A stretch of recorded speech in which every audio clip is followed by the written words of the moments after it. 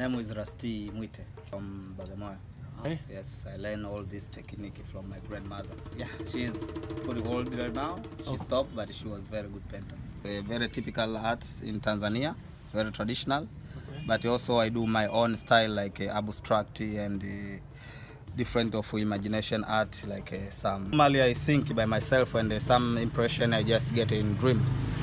Yeah, I get in dreams, or sometime and then I wake up in the night, I do some sketching. That in the next day I find like a nice frame where I can fit it is, and then I just bring it out of the frame and I started to paint. No.